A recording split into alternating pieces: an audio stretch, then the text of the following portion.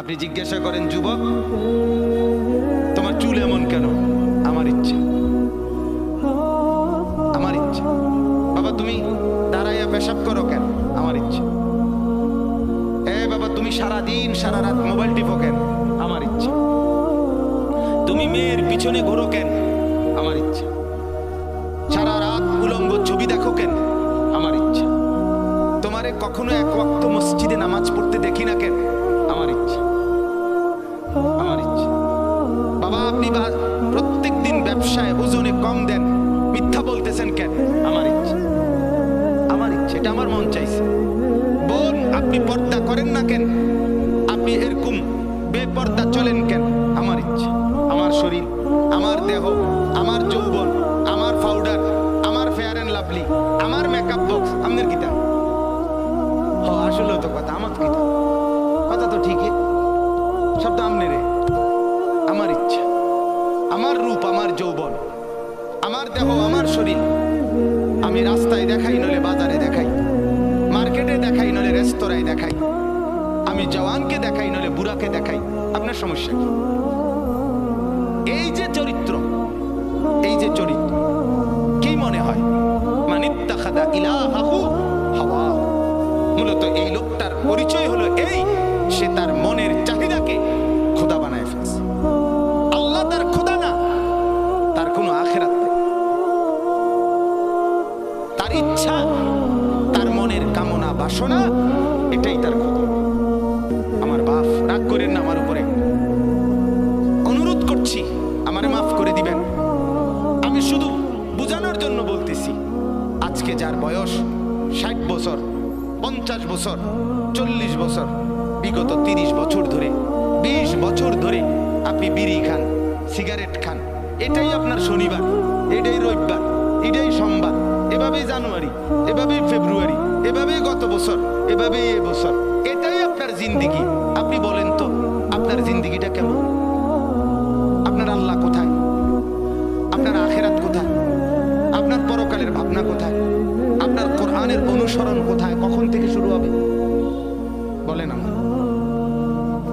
আপনারা আমারে বলেন, আপনাদের যাদের ঘরে আজকে 20 বছর ধরে, 30 বছর ধরে রঙিন টেলিভিশন চলতেছে, নর্তকী নাচে, নাটক চলে, সিনেমা চলে, হিন্দি সিনেমার সিরিয়াল চলে, হিন্দি নাটক চলে, আপনার ঘরের স্ত্রী, ছেলে, মেয়ে এটাই জীবনভর আজকে 20 বছর, 15 বছর, 30 বছর ধরে আপনার ঘরে দেখছে, এটাই জিন্দিগি।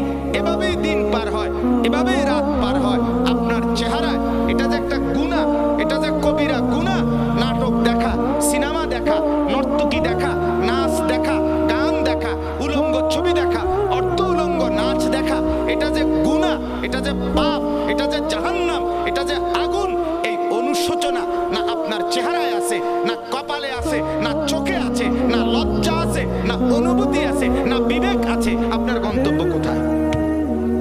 আপনি আমারে বলেন বাপ, আপনি কোন দিকে হাঁটছেন? আপনি যাচ্ছেন কোন দিকে? আপনার খোদা কে বলেন আপনি? আপনার আল্লাহ কোথায়? আপনার আখিরাত কোথায়? আপনার কবর কোথায়? আপনার মৃত্যু পরবর্তী ফিকির কোথায় বলেন? স্ত্রী সন্তানকে কিসের উপরে রেখে গেলেন? ছেলে মেয়েদেরকে কি বুঝাই দিলেন?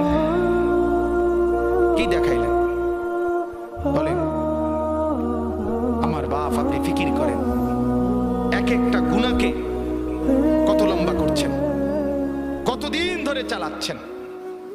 এটাই তো প্রমাণ করে আপনার মনের খেয়াল খুশি, আপনার পছন্দ অপছন্দ, আপনার মনের, এটাই আপনার খোদা। আপনার যদি আল্লাহ খোদা থাকতো, পরে মানতেন, আপনি এক গুনার উপরে এতদিন টিকে থাকতেন।